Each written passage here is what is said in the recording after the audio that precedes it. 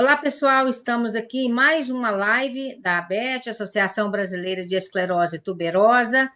Eu sou a Vera Lima, é um prazer estar aqui com vocês e nós vamos fazer a apresentação, a mediação dessa que é uma produção da ABET. Sejam muito bem-vindas, bem-vindos a essa live, que é uma parceria com a Universidade Federal do Paraná. Desde janeiro deste ano, nós estamos fazendo lives mensais com diferentes especialistas que atendem pessoas com esclerose tuberosa. Caso ainda não tenha assistido nenhuma dessas lives, dessas produções, nós queremos deixar o registro de que todas elas estão gravadas no canal da Beth no YouTube. Você pode acompanhar e assistir o momento que você quiser. As lives acontecem sempre na última terça-feira do mês, fazem parte de um ano de comemoração dos 25 anos da ABET. O cronograma com as lives do primeiro semestre já está disponível no Instagram também da ABET, onde você pode acompanhar. Se inscreva no nosso canal e acompanhe as informações da ABET. A gente pede também que você possa ativar o seu sininho, as notificações, para que você não possa perder nenhuma dessas novidades. Participam dessa nossa live hoje, como das anteriores, a Márcia Silva, que é presidente da ABET, o Wesley Silva, que é o vice-presidente, o Wesley Gomes, o vice-presidente da ABET, e o doutor Sérgio Antoniuk, médico neuropediatra, e é o nosso profissional convidado dessa live. Muito bem-vindo, doutor Sérgio, muito obrigada pela sua presença. Eu também quero agradecer a presença de todos que estão nos acompanhando aqui, participando dessa live, as mães abetianas, com as suas crianças, com os adolescentes, enfim, com seus filhos, né, que já são adultos também.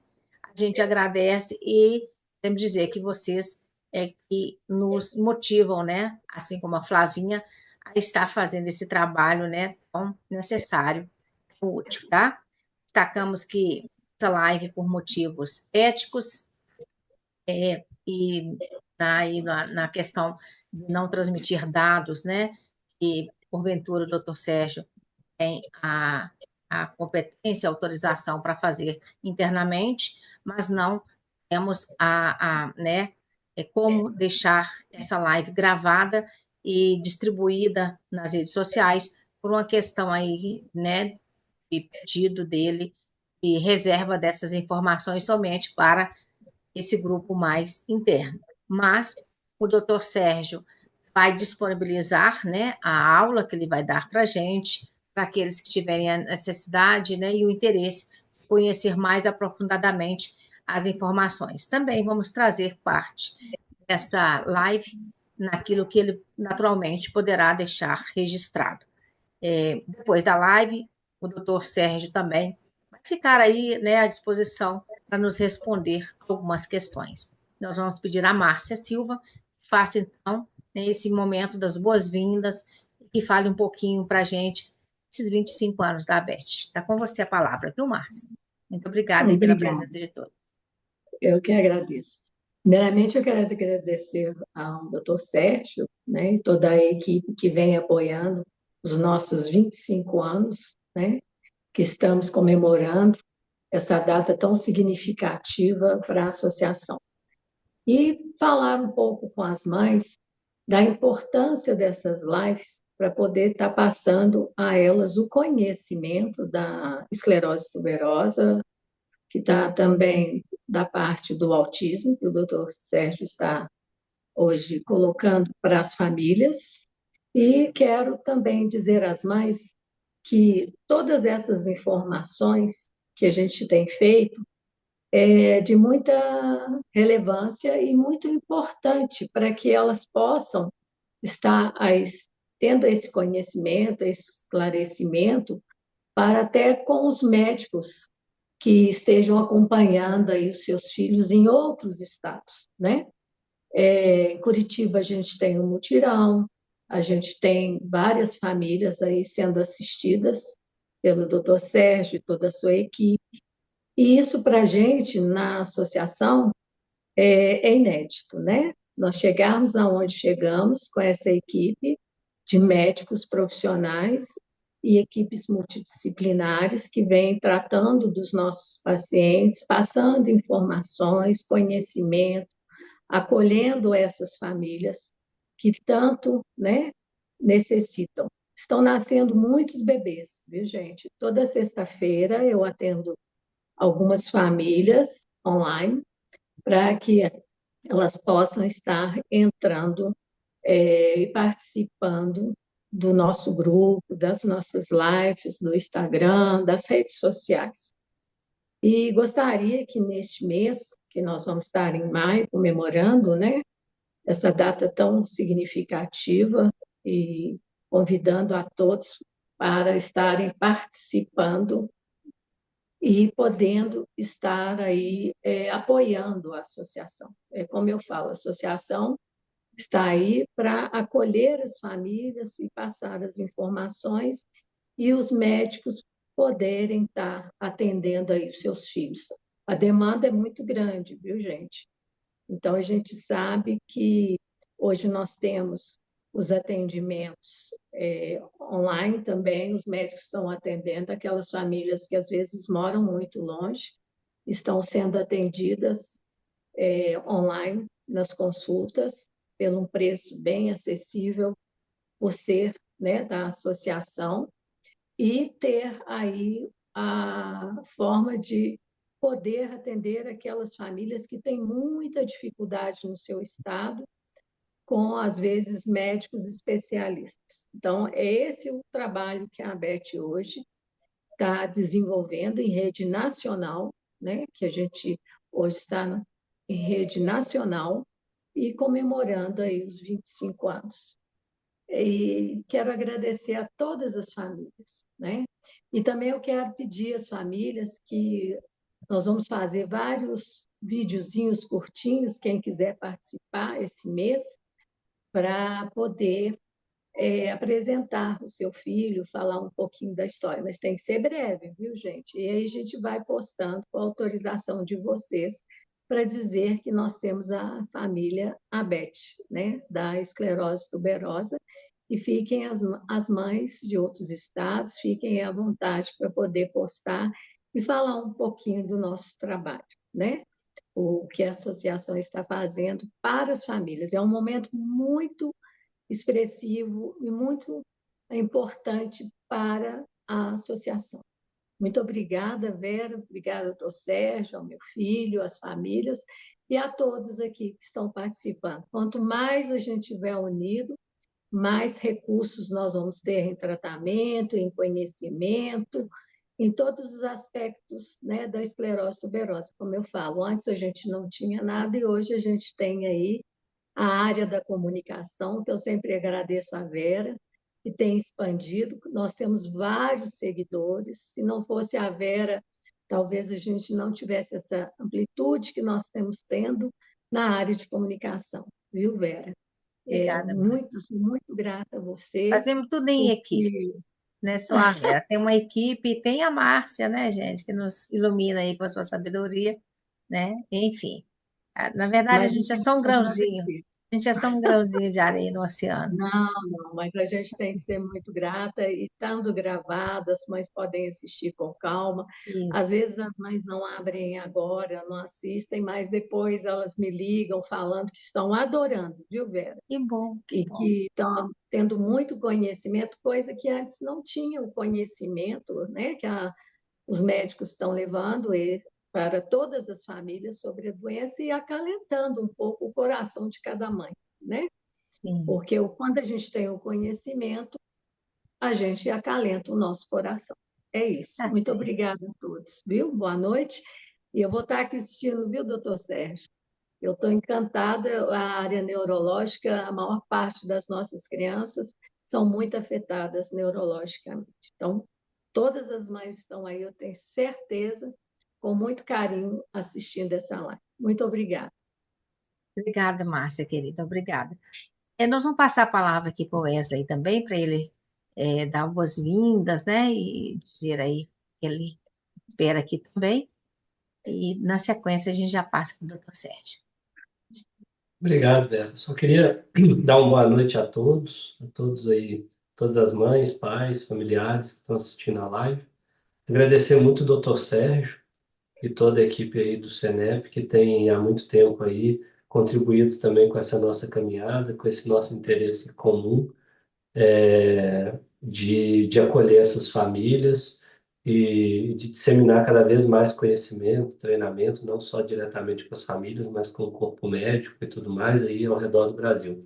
Então, muito obrigado, doutor Sérgio, pela disponibilidade, pelo interesse, mais uma vez, em estar conosco e nos ajudar aí nessa empreitada e transmita também os agradecimentos a toda a equipe, que a gente é sempre muito grato, tá bom? Obrigada, E viu? uma boa apresentação para o senhor. Obrigada, Wesley. Muito obrigada. Bom, pessoal, nós vamos passar a palavra aqui para o doutor. Vou tirar o destaque de você e passar o destaque para o nosso convidado. Dizer para vocês que o doutor Sérgio está aí na tela conosco. Ele é professor associado do Departamento de Pediatria da Universidade Federal do Paraná, médico neuropediatra do Centro de Neuropediatria do Complexo Hospital Clínicas, é mestre e doutor em pediatria. O doutor Sérgio foi responsável pelo início da pesquisa sobre a esclerose tuberosa na Universidade Federal do Paraná.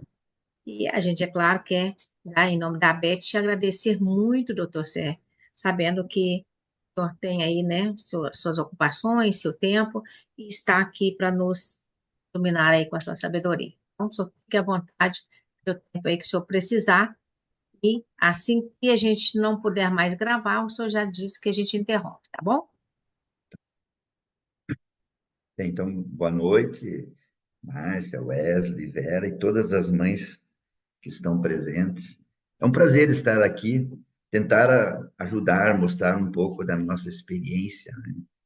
Porque o autismo, né, na esclerose tuberosa é mais 50% até mais. É uma situação muito frequente. E o importante é tentar diagnosticar antes de 1 ano, antes dos 2 anos, sabe? Nós estamos orientando até uma tese no autismo em geral, porque tem trabalhos que você faz o diagnóstico de sinais de risco, pelo menos. Diz que esse vai ser um dos objetivos da minha apresentação. Precocemente, e já começar a tratar com everolimus precocemente essas crianças. Hoje, eu tenho crianças que abaixo de 1 ano nós já começamos a tratar. E esse tratamento precoce muda a evolução do autismo. Então, eu vou mostrar a clínica do autismo, vou enfocar o diagnóstico precoce do autismo, que é algo que depois a associação até podemos encaminhar, né, o questionário que nós estamos usando para crianças menores de 18 meses. Então, por exemplo, agora me deu um clique. Se uma mãe liga, olha, tem uma criança que nasceu com esclerose tuberosa, ela tendo já essa informação, ela pode identificar esses sinais antes de 1 ano de idade, né? E iniciar o tratamento precocemente. Então, esse vai ser um dos enfoques, né, nosso aqui. E depois, talvez, eu fale algo do tratamento, tá? Então, podemos começar com os slides aqui. O,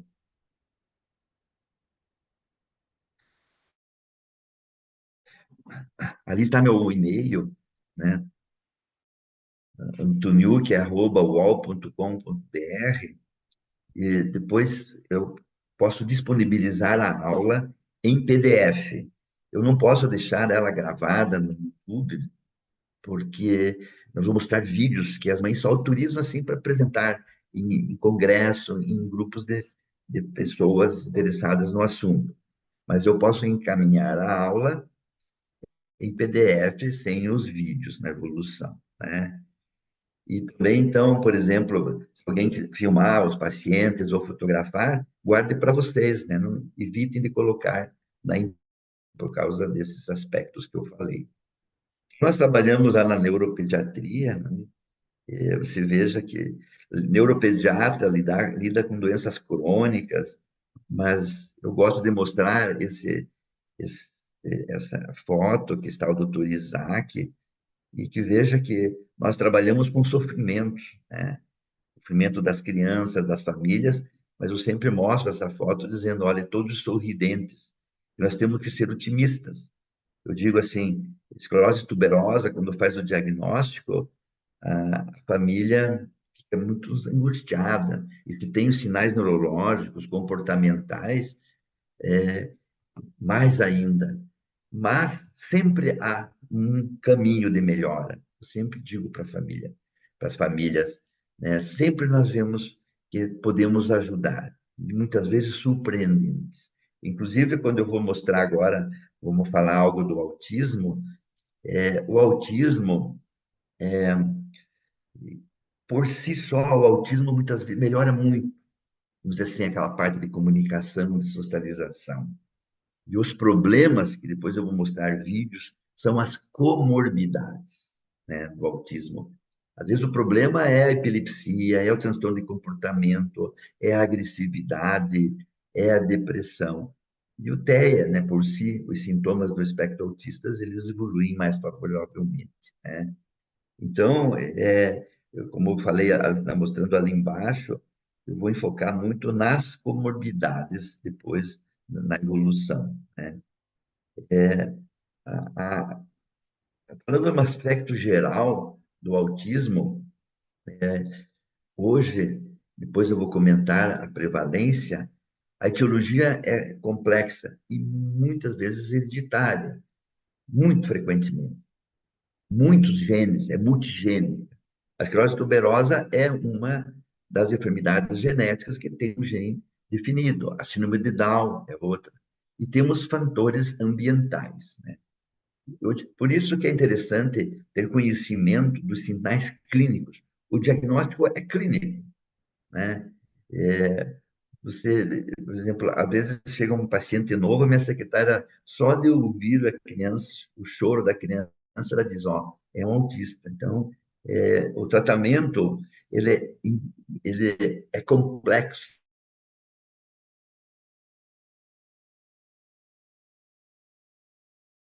Nós trabalhamos no SUS, mas sofremos um tratamento a nível de SUS. Temos poucos profissionais, porque o tratamento medicamentoso é indicado, somente para as comorbidades, né? Mas o importante são as intervenções, né, comportamentais. Temos dificuldades, né? Mas nós fazemos um trabalho chamado CST, que trabalha com a prefeitura, que formamos pessoas que trabalham formadas com famílias, só ajudando as famílias, orientando o que é autismo, umas orientações básicas, as crianças já melhoram. O prognóstico depende muito da gravidade, né? Então, por exemplo, na esclerose tuberosa, você vê o autismo, eu falei, a comorbidade, déficit intelectual. O autismo com déficit intelectual é uma dificuldade mais na evolução, né? O que diferencia? Se o paciente tem nível intelectual normal, ou próximo do normal, e linguagem desenvolvida, e o diagnóstico é precoce, né? O tratamento é diferente. Às vezes eu vejo casos, mesmo com esclerose tuberosa, nossa, como assim? Mas, infelizmente, né, ainda chegam pacientes, né, com diagnóstico tardio, né? De uma forma geral, a incidência, a prevalência do autismo, né, em geral, ela chegou agora a 1,36 crianças nascidas. Mas já tem um trabalho que realmente, uma pesquisa que eu não consegui colocar, que já está para 1,28 ou 1 para 30. Eu estou falando isso de um aspecto geral dos autismos, né? Então, falando do geral, eu falei que é genético, né? Então, por exemplo, se tem algum dos gêmeos, por exemplo, se um gêmeo, uma criança tem autismo, a concordância do outro tem 90%. né? E se, por exemplo, a criança tem um filho autista, isso no geral que estou falando, a chance de ter um outro filho autista é em torno de 20%. Mesmo aquele quadro de autismo que não tem lesão cerebral, que não tem nenhum sinal evidente de comprometimento. E aí, também estou aproveitando para falar, né, por que será que está aumentando tanto o autismo? Há 30 e tantos anos, eu via uma criança autista, chamava os residentes, venham ver uma criança autista. Só que hoje eu atendo um autismo e vejo os pais, um pai autista, um tio autista. Uma das ideias é que não se valorizavam muito os sinais dos autismos leves, porque nós vemos os pais, então já existia, né, esse fator genético. E tem que cuidar, porque está correndo um exagero no diagnóstico também, num certo ponto, às vezes. Hoje, uma criança com deficiência intelectual, que já não tem muito contato, às vezes ela não se interessa pelo ambiente, está sendo considerado como autismo. Então, temos que ficar muito atentos. A prematuros, por exemplo, eu trabalho no hospital de clínica, as crianças de 600 gramas, 500 gramas sobrevivem e podem ter paralisia cerebral, autismo, né?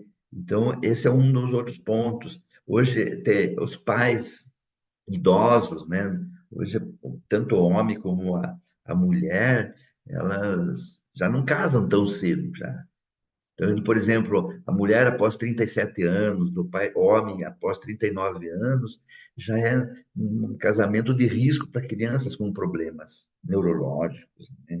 Então, uso de drogas, uso de álcool, fatores ambientais. Então, tem vários fatores, né? O que também eu vejo, história de doenças psiquiátricas na família. Então, até esses dias, por exemplo, esquizofrenia, bipolaridade, né? Tem um caso, eu estava vendo, tem alguém na família diferente, meio esquisito e tal. E daí a mãe falou, doutor, pergunte se tem alguém normal na nossa família, né? Então, tinha muitas doenças psiquiátricas que o risco, o gene é muito próximo, né?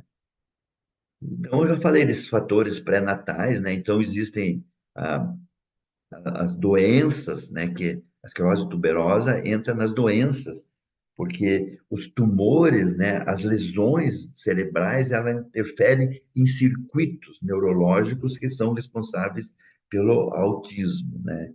Então, ela é uma síndrome genética, mas que tem complicações a nível cerebral que levam ao autismo, né?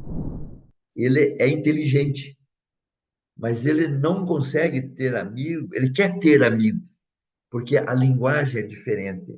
Ele quer saber de livros, ele não quer saber de namorar, de meninas, essas coisas, né? Esse dia tinha um que ele disse que ele não entendia por que que os colegas da oitava série queriam ir ver o bumbum das meninas no ensino médio.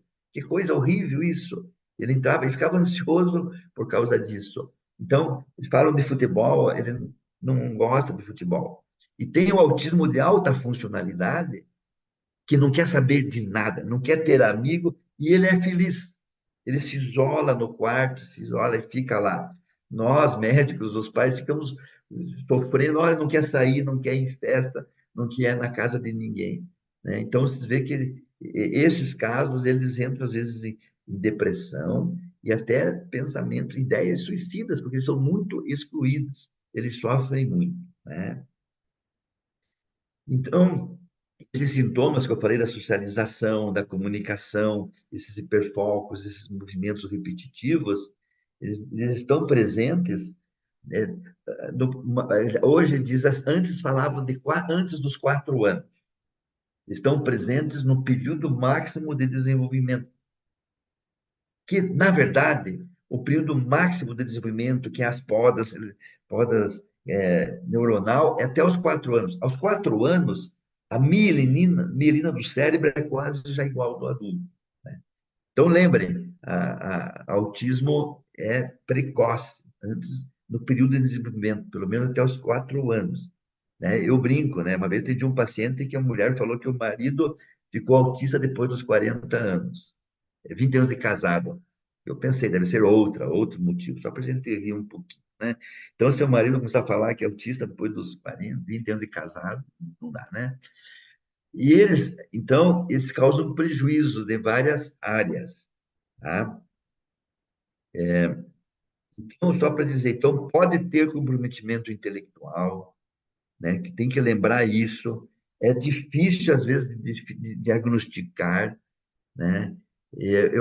Às vezes, eu tenho uma criança que está com 5 ou 6 anos, na última etapa de educação infantil, e tem deficiência intelectual, tem um autismo, a criança tem uma linguagem comprometida, por exemplo, só faz rabisco, só fala algumas palavras, né? Eu digo, gente, essa criança tem um déficit intelectual, gente, nós temos que ir para essa criança para o ensino especial. É uma briga.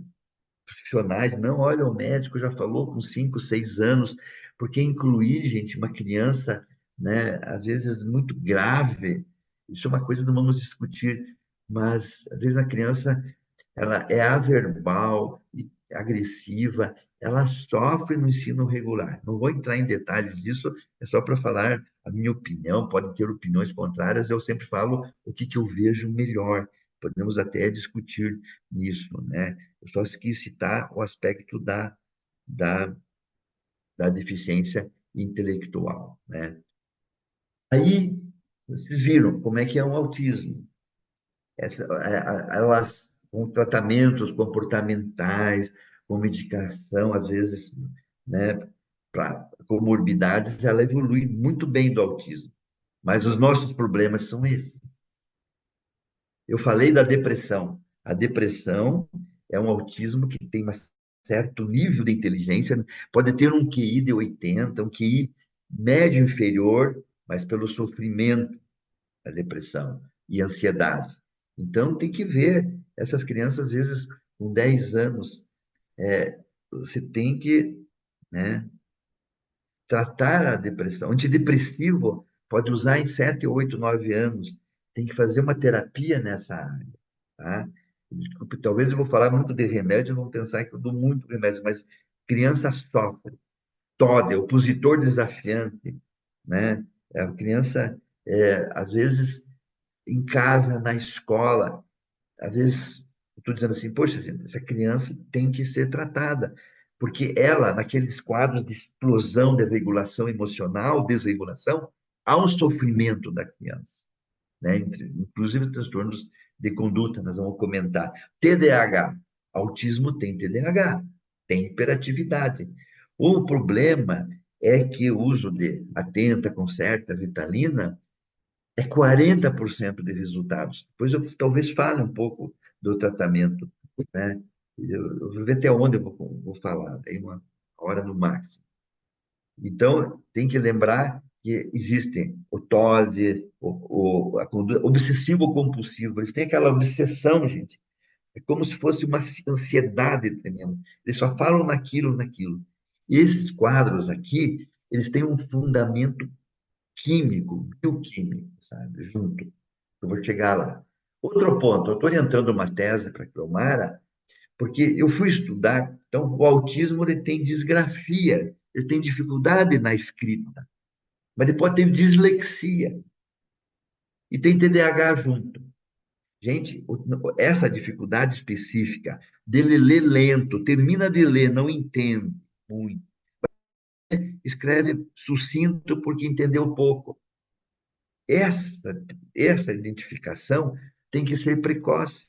E eu fui estudar na literatura, não tem muito trabalho falando de autismo e dislexia, disgrafia e, e descalculia também, dificuldade no cálculo.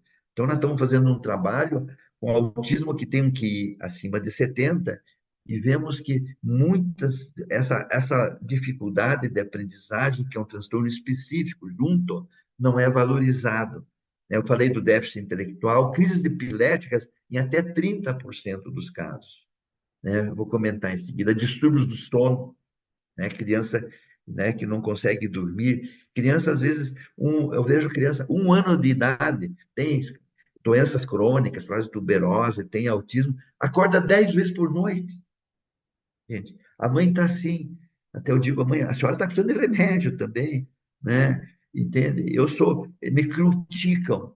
A criança tem um ano e meio, o senhor vai dar melatonina para essa criança? O senhor vai dar uma tensina? Mas eu falei, olha a mãe, olha o pai. A família, gente, é, é um problema. Às vezes eu vejo, tem casos que sai o pai e a mãe com um antidepressivo. Dizem, isso é antiético, manda num psiquiatra, mas quando é que vai achar um psiquiatra? Daqui 20 dias, daqui um mês, né? Então, a gente nós temos que cuidar da criança, mas tem que ver a família. Quantas famílias eu vejo assim, vocês estão autistas? Sim, somos autistas. Já, por quê? Nós não somos autistas fisiológicos, é que agora nós viramos autistas, nós não saímos mais de casa. Quando que vocês foram jantar fora? Ih, olha só, não sei quando. Não tem ninguém para cuidar. Falei, arrumamos alguém. Esses dias eu vi um que foi até triste. E daí, como é que vocês... Ah, nós não saímos e tal. O que que vocês fazem? Tomamos vinho. Pô, então, alcoólatras hoje. Falei, gente, vamos ver, porque é um sofrimento. Desculpe falar assim. Eu tenho autismo na minha família. É um autista que, inclusive, os pais se tornaram pastores para levar, ter forças para levar, né? Então, eu estou falando que esses quadros de comorbidades, né, são quadros complexos. Como eu já falei, né? As crises convulsivas, né?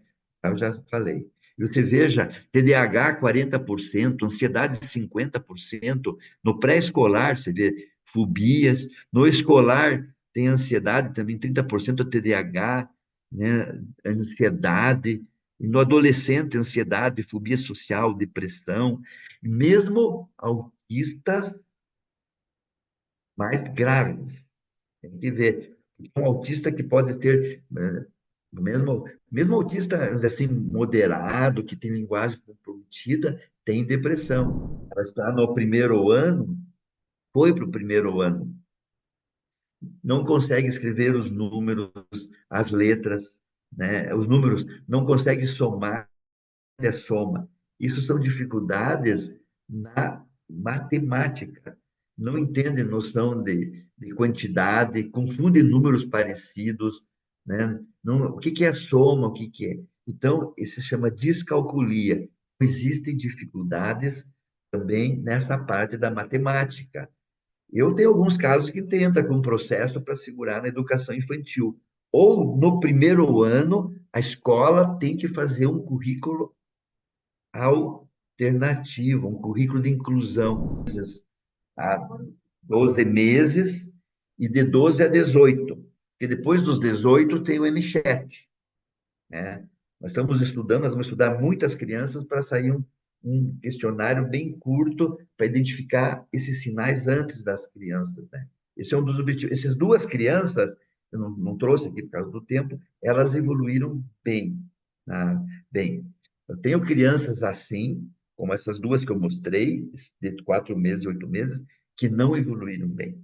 Depois você analisa, mas tem que tratar as duas. Então, às vezes, não é todas que você tratando antes de um ano evoluem bem. Esse é um ponto que é interessante, mas eu fui, analisa, essas crianças começaram a evoluir a linguagem desde o início e entendiam, compreendiam. Esse foi o fator, né? Então, só rapidinho. Por exemplo, você viu aquela criança menos de 6 meses.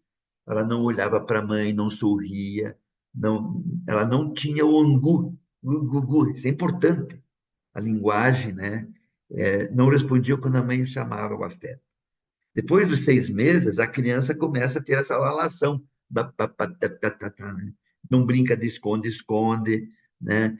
Não vai com a mãe, não olha, parece surda, você brinca, e não aceita alimentos sólidos. Essa criança de 11 meses que eu vi na semana passada, ela só amamenta, não aceita sopinha, tá? Ela não olha, não brinca de esconde-esconde, né? Não sorri, não te olha, a mãe chama, não olha.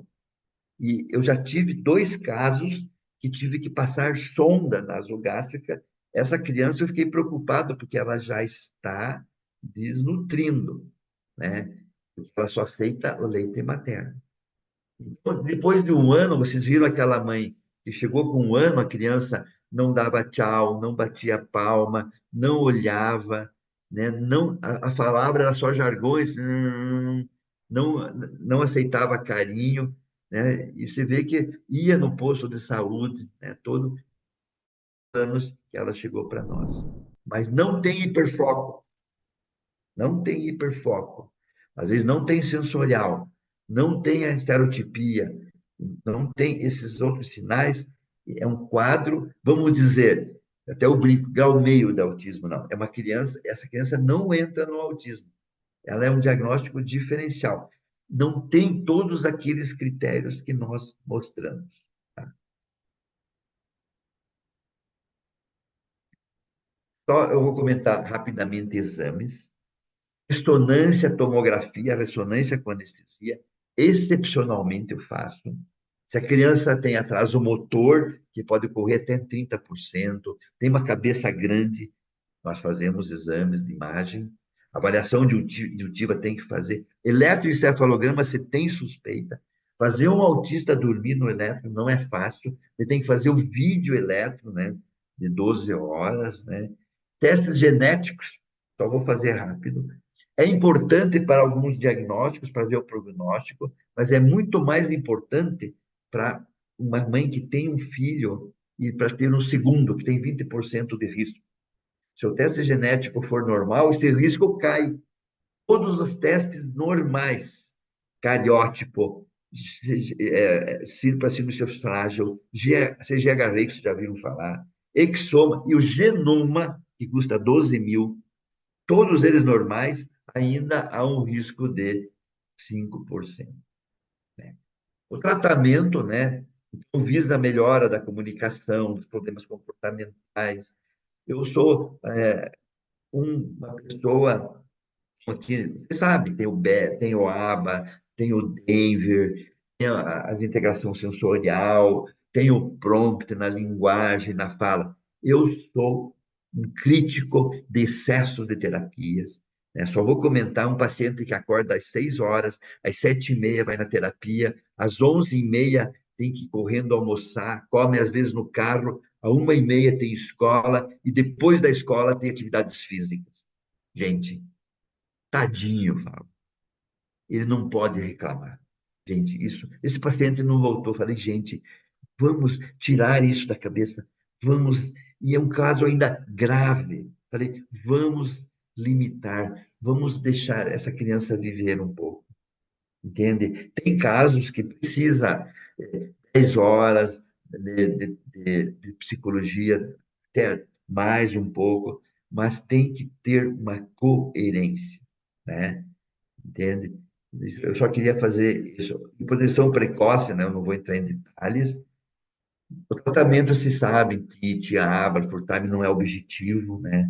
A fonoterapia ocupacional, apoio à família tem que ter, musicoterapia, você pode usar, fisioterapia, sem excesso, conforme o caso, a escola regular, conforme o caso, classe especial, conforme o caso, tem casos que tem que ir para a escola especial, né? É caro, no SUS é difícil, né?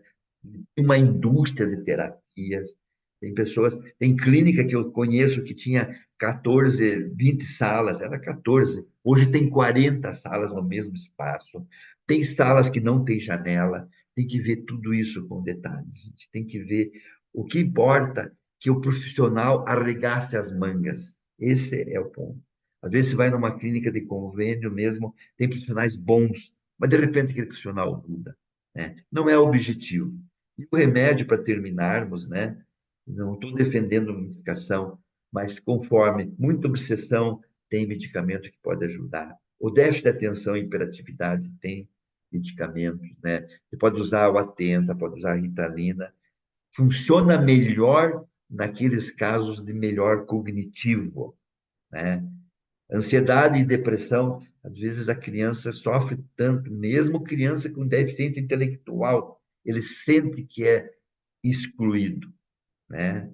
Comportamentos agressivos, automutilantes, né? Tem a risperidona e a liprazol, se pode usar um, pode usar o outro, é muito sofrido, às vezes, muito difícil de tratamento, mas se pode tentar vários medicamentos que têm os seus efeitos colaterais. Eu até brinco, gente, eu vou te dar, não leia a bula, fique com o meu celular, me manda, né, mensagens, vai dar dipirona, é proibido nos Estados Unidos e nós usamos, né? Transtorno do sono, tem a melatonina, a atensina, ele precisa dormir, porque senão no outro dia, né, a criança não consegue bem nas terapias e tal. E como vimos, 30, 40% tem ansiedade, tem depressão. Tá? É só uma pincelada, né? Aí explica como os medicamentos funcionam, né? O canabidiol, digo, eu tenho pacientes com canabidiol, a maioria para de usar, né? Tem casos que ajudam. Esses casos graves de agitação, agressividade, o canabidiol não funciona. Mas eu tenho alguns casos que melhora na tensão, né? Eu tenho até casos que usa THC junto. Eu evito, né? Eu testo o canabidiol. Não é a maravilha, gente. Mas em algumas crianças melhora, né? Bem, o prognóstico, para terminarmos, como eu falei, depende do cognitivo, da inteligência, do diagnóstico precoce, né? E essas crianças têm alto risco de morte por acidentes, cuide da janela, cuide das piscinas, né? Afogamento, lesão traumáticas, né? Um terço dos autistas tem emprego estável e são independentes, né? Talvez menos até, né? E os autistas adultos também têm problemas de obesidade, problemas imunológicos, tal. Então, o autista tem que ter um cuidado, né, de todo global, né? Deixa eu só ver se o meu e-mail é esse, antoniuc@uol.com.br. Desculpe que eu quis condensar, espero que tenham aproveitado um pouco dessa fala. Podem fazer as perguntas, Tá se eu certo, souber responder. Vocês podem não concordar com as minhas opiniões, mas eu falo, né, o que eu vejo que é melhor para os meus pacientezinhos, que eu luto por eles e pela família deles, né? tá certo. Gente, vamos agradecer aqui o doutor Niuk, né? O Sérgio tem algumas perguntinhas aqui para o senhor, e eu já vou adiantando aqui, olha. Queremos, assim, dar boa noite. Nós estamos aqui com a sala com bastante pessoas e estão elogiando a oportunidade, parabenizando a Beth, né? A Giovana disse que estava muito curiosa para aprender. A advogada Estela Ribeiro, né? Ela disse aqui que quer muito receber o material, né? O PDF. Sim, Estela, a Márcia e da Beth vai providenciar para entregar a vocês. Ela deixou também o e-mail dela.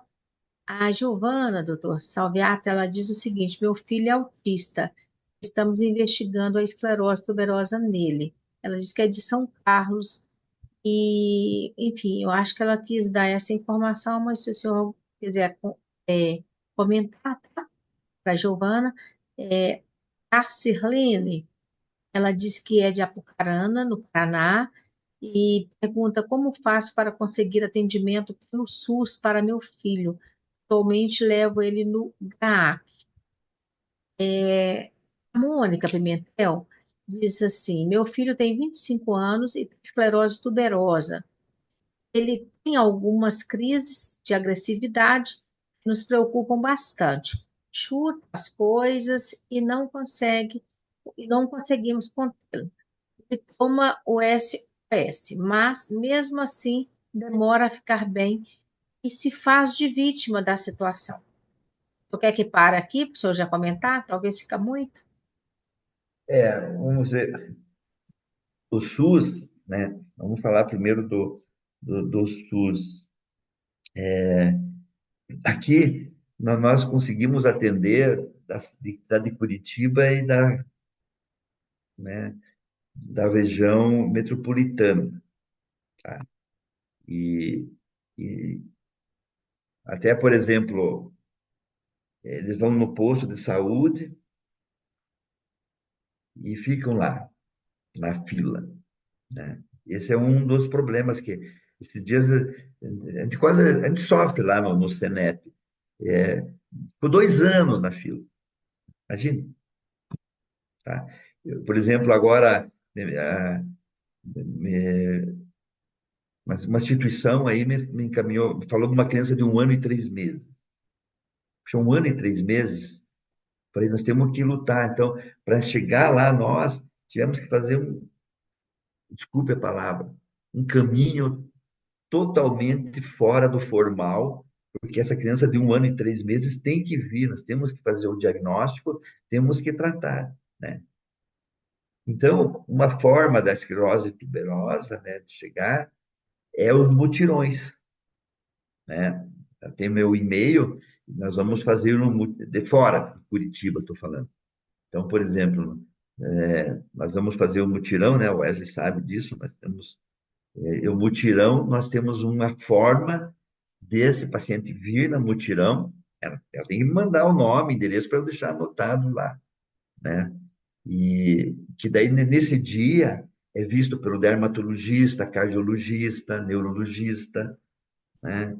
Pela toda a equipe, porque tem que avaliar a parte cardíaca, tem que avaliar, né? A parte neuro, rim, nós vemos todas essas áreas. Pelo menos damos uma opinião, fazemos uma opinião, e para o médico da região que trate, né? Então, é a única forma de fora do Paraná de chegar, será através dos mutirões. Eu não entendia do rapaz de 20 anos, que ele tem comportamentos, mas eu imagino que ele está tomando medicação, né? Eu falo assim, como é que está a situação do comportamento em casa?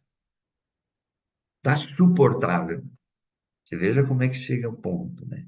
Vocês estão conseguindo viver, estão conseguindo controlar as desregulações emocionais, né? Mas vocês viram que eu mostrei 2 casos aqui, que estou, né, lutando por eles.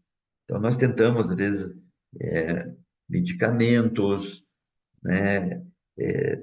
Tem muda de um para outro, tentando controlar. O caso mais difícil isso às vezes não é interessante. Uma vez eu falei, não gostaram do que eu falei. Teve casos que a evolução do autismo, eu não sei como é que é esse caso da criança, do paciente de 25 anos, eles podem evoluir para uma depressão, eles podem evoluir um quadro assim, como uma deficiência intelectual só, né? Eu tenho uns velhinhos de 30 anos no consultório, você marca lá, eu digo, tem 14 anos que eu começo a atender. Até tem um de 30 anos que ele era um autista grave, agitado. Hoje ele ficou tranquilo, né? Até eu mandei para o médico de adulto, mas ele chegou lá, doutor Sérgio, daí o médico manda embora, né? Entende? Então eles se fixam na gente. Então, o problema na evolução, às vezes, é para bipolaridade, para quadro, principalmente Down com autismo, para esquizofrenia, né? Para quadros, por exemplo, na minha vida de médico, teve 3 casos que fizeram cirurgia psiquiátrica. Tem um que está para fazer cirurgia psiquiátrica, eles fazem com os eletrodos cerebrais, tem que ter autorização da. Eu estou falando isso que de repente alguém tem um quadro caótico, autorização do psiquiatra, do neuro, do cirurgião e tal, né? Então, é, existem esses casos gravíssimos que às vezes tem que fazer essas condutas. Mas esse rapaz, ela falou no momento que ele usa. O autista usa, não precisa nem ter esclerose tuberosa. Ele diz, não, eu sou assim, eu sou autista, né? Então tem que cuidar disso. Não sei, pelo que eu senti, ele está em casa, está conseguindo viver com a família. E, infelizmente, medicamentos ajudam, mas não 100%. Não se assustem com a cirurgia de psiquiatria, hein? Isso são casos bem gravíssimos. Assim. Não sei se tinha alguma outra que, Tem, não. né? Aí, doutor, eu vou fazer os fechamentos aqui agora para a gente já ir encerrando, mas tem parabéns aqui pelo Falei trabalho, demais. Pode mandar as não, tá perguntas no ótimo. meu e-mail. Não, mas vamos tentar aqui, porque está no finalzinho mesmo, né? A Giovana está parabenizando, a Paula, ela disse que a live foi muito aguardada, queria assistir enquanto a bebê deixasse, eu creio que ela ainda esteja aqui. A Giovana diz o seguinte: saiu um novo dado do 31 nascimento, segundo o CDC. Isso Sim, mesmo, doutor? Certo, né? saiu, sim. Ah, Deve ser mesmo o grupo de 1 para 36, tá, né? Eu não pude colocar o slide, mas já saiu. ótimo. Ela disse também que meu filho não dorme há 13 anos. Essa é uma questão terrível. Olha só, doutor. A Paula, ela pergunta, Pera, na para um escla... pouquinho, para um pouquinho. Sim, Não, sim, não dorme, não dorme. há 13 É, anos. ela não dorme também, né? Ela não dorme também. Esse é o. Imagina ter que trabalhar no dia seguinte. Eu só vou citar, deve ter usado vários medicamentos, né? Diz para ela que às vezes, sei lá, pode falar com o médico, né? A tensina, se ela já usou, o remédio para pressão alta, às vezes ninguém usa, sabe? Né? Não sei se ela já usou tensina. Ela pode até, eu posso se intrometer ela pode me passar no Antoniuk@uol qual medicamento que ela usou. Eu Sim, aceito, ó, e dou uma opinião, não tem problema. certo, doutor. Valeu. É uma ajuda, né? Que pode, quem sabe, Isso, tirar pode ela fazer desse isso. sufoco, né? A Paula, ela pergunta, na esclerose tuberosa pode desenvolver o autismo ao longo da vida ou não? Quem? A Paula, ela Não pergunta, entendi a na pergunta. esclerose tuberosa pode desenvolver o autismo ao longo da vida ou não? Não, o autismo, não. O autismo é nas primeiras. O autismo, ele, quando desenvolve, geralmente é nos primeiros anos de desenvolvimento.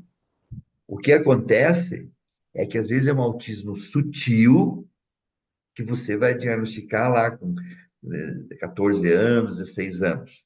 Eu tenho um paciente que eu atendo por TDAH, opositor, desafiante, problema de escola. Chegou aos 14 anos, eu faço assim, pá, é autista, que começou a mostrar alguns sinais, mas não quer dizer que começou aos 14. Revendo, ele já vinha, mas o TDAH, opositor, mascarado. Tá? O que pode desenvolver esclerose tuberosa são outras doenças psiquiátricas, né? Problemas graves de comportamento, esquizofrenia, isso é um quadro, sim. Essas são doenças na evolução. Certo. Doutor, como se diagnostica a esclerose tuberosa de forma precoce? É uma pergunta, eu não sei se o senhor tem, Sim, né, informação para dar assim, mais repentinamente, ou eu se, insisto. sim, pode dizer. Diagnosticou precoce, tem que já ser agressivo no tratamento. Entende? Então, Isso, como que faz isso? Como que se diagnostica? Faz o diagnóstico? não, você tem a lesão cutânea, tem, por exemplo, tem uma convulsão. Você faz o exame, aparece uma alteração, né? Eu já vi casos que nasceu com duas manchas e tal. Aí tem que ter um olho clínico. Tem uma Uhum, convulsão, você faz uma tomografia, aparece aquelas lesões características, né? É, difícil, às vezes passa de um ano, ainda é precoce. Mas o que chama atenção é as manchas e a convulsão. Mas muitos casos vêm com convulsão e não tem aquela mancha branquinha. Que eu não sei se alguém apresentou o quadro geral da esclerose tuberosa, aquelas manchas que chama de vela, hipocrômicas, claras, né? Então, às vezes tem convulsão. Você faz lá, aparece aqueles nódulozinhos, que o Wesley conhece bem, né? Pele, vocês também conhecem. Acho que as mães, vocês ficam, às vezes, assim, conhecem osteoporose mais que muito médico, né? Então, daí fez o diagnóstico, isso é uma coisa mundial. Você começa com everolimus, é um medicamento que tem que tomar cuidado, né? E se só tem as manchas, você faz um eletro, se tiver alterado, você trata para impedir crises epiléticas. E se tratar, também diminui o risco de autismo. certo. Vou fazer três perguntinhas agora para a gente ir afunilando mais para o final. Com qual frequência fazer o exame de RM cerebral e de EG? para crianças e bebês sem manifestações clínicas, mas que têm um diagnóstico de esclerose tuberosa. A qual frequência É, fazer o exame? E a questão eu faço o seguinte, então, por exemplo, é, tem lá, fez ressonância magnética, tem esclerose tuberosa. Você tem que acompanhar, porque pode ter desenvolvimento de tumores, né? Tal. hum, Então, por exemplo, eu no começo, às vezes, faço cada ano. Hoje eu tenho alguns casos que estou fazendo cada 2, cada 3 anos. Isso, né? E essa é uma opinião de alguns áreas mas assim, de quem estuda esclerose tuberosa. Pode fazer de 1 ano, porque é anestesia geral, né? O que eu tenho feito, às vezes, né? Eu faço uma tomografia sem anestesia. Tem aqui uma médica, já tem paciência. Pega lá, criança autista, grave. Tum. Então, ela aham, está 15 segundos, até menos. tá Eu certo. faço uma tomografia. Depois, só que tem que acompanhar. Por exemplo, depois de uns anos, você vê que não precisa fazer tão frequente. Mas tem que ficar de olho no começo. Pessoal, ainda tem muitas perguntas, doutor. Acho que nós vamos assim para as próximas 3 para a gente encerrar e depois o senhor vai receber essas Eu perguntas, faço tá? questão que me enviem e eu respondo. Tá. Não hoje. Por Chegar não morto em hoje, né? casa. Senão tá muito esticando muito, né? Mas olha só, a Estela perguntou que ela gostaria de saber mais sobre o uso do Everolimo, tratar questões comportamentais. E a Tatiana Braga pergunta: vejo muitos problemas em usar medicamentos para o comportamento, pois muitos deles diminuem o limiar convulsivo. Na opinião do senhor, qual o medicamento mais seguro para tratar o toque neste caso? A Para Mônica tratar o disse: quê? o toque escreveu TOC. Toque ou é alguma sigla aí, Toque. Tá. né? O, o Sim. Everolimus, até quando eu estava falando, pelo SUS, sabe que aqui em Curitiba até nós conseguimos, interessante, né? Primeiro porque tinha um amigo nosso lá que autorizava, né? Mas, por exemplo, uma paciente pobrezinha que eu vou trazer para o HC, não sei por onde que ela vai entrar, para qual porta, porque ela é da Lapa, entendeu? Do Hum, interior da Lapa. E foi 1 ano para conseguir o everolimus, porque o everolimus ele é para indicação renal, lesão renal. E essa menina tem convulsões e tal. E eu falei, vamos usar o everolimus. Poxa, tem trabalhos que mostram que pode ajudar. O sim. toque é o seguinte, o toque a gente tem que usar, eu uso, depende da idade, fluvoxamina, né? Que é o Luvox ou Revoc, né? Luvox. Se usa antidepressivos, né? Por exemplo, em criança que tem evidência muito é sertralina, tá? E, então são remédios da área como antidepressivos. E vou só resumir. Então, por exemplo, a, quando se usa antidepressivo, não sei se alguém de vocês deve ter depressão, né? E não é fácil a vida. Então, às vezes, usa sertralina, age na serotonina. Às vezes, tem que associar bupe, age na dopamina. Então, isso é bem rápido, estou falando. E venlafaxina age em outros neurotransmissores. Então, às vezes, tem um toque, você usa sertralina. Chega numa dose boa, adequada. Não funcionou, você pode associar um outro que funciona em outras áreas, né? Olha, a Mônica disse que já tomou Everolimo por 6 anos, quando estávamos sendo atendidos pelo INCA. Hoje ele toma que é tapina, e olozapina, né? A Tatiana diz que percebo que em períodos de crises convulsivas frequentes, minha filha fica com comportamentos do autismo mais evidente. É possível atenuar o quadro do autismo quando conseguimos controlar as crises convulsivas? Sim, tem relação. Tem que ver as crises, então, pelo jeito, são crises refratárias, difíceis, né? Esses casos tem que fazer um estudo para ver a possibilidade de fazer uma cirurgia. Vamos analisar assim. Tem crises refratárias na esclerose tuberosa. Se existe um nódulo um nódulo lá de dentro, uma lesão que está causando essa descarga epilética, você pode fazer uma cirurgia dessa descarga.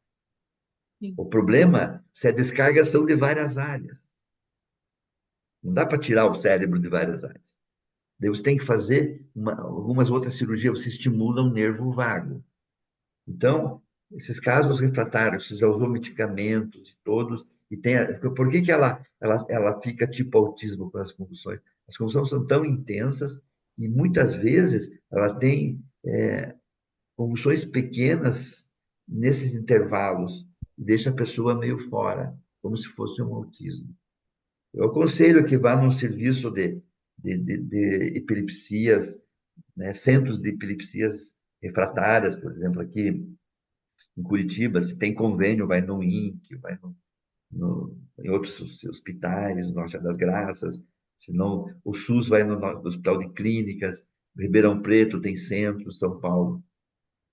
Mas não é o fim do túnel, tem que pensar em cirurgia. Certo.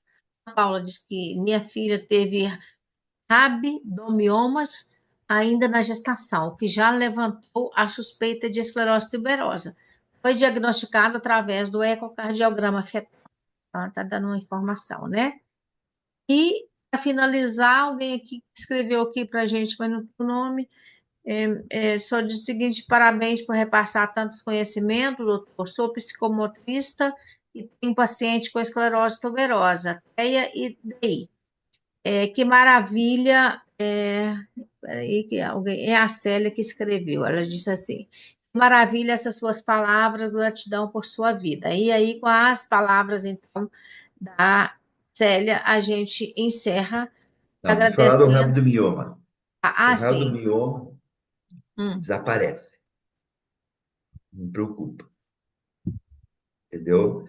O rabdomioma cardíaco, esse é um aspecto. Diagnóstico intraútero, tem o rabdomioma e ele evolui bem. Pode ficar tranquilo. tá certo, doutor. Então, nós vamos agradecendo o senhor aí pela sua participação aqui, muitas perguntas, né? E agora já entrou a Leila aqui, né? A pessoal um pouquinho da live conosco, que participou aqui com a gente. Se o senhor quiser tirar a sua tela, doutor, só Eu para a não, gente fechando, né? não, E não ainda sei como tem é que 15 tira essa pessoas tela aí. aqui com a gente, né? Participando conosco. Beijo de coraçãozinho aí para o senhor. E deixa eu ver se eu consigo colocar aqui. Eu Já quero tá ver se na eu consigo galeria, tirar né? a tela. É só encerrar mesmo. Deixa eu Ó, ver saiu aqui. uns bonequinhos aí. Saiu os bonequinhos? Já Olha, tirei. não Hã? vai Tá ficar certo. com a tela aí. Não, mas não tem problema não. Pode deixar a tela aí. Pode deixar, pode deixar a tela. Deixa eu ver se eu Vou consigo ver. lá Ah, lá tá. na galeria. Pronto. Não tem problema não, doutor. Não tem problema. É bom que sua tela fica aí nos ajudando, né? Então, Tá bom. agradecer a todos vocês que estiveram aqui conosco, muitas perguntas. O senhor hoje gastou, né? Gastou a retórica aqui conosco, muita medicina aqui, muita informação útil, né?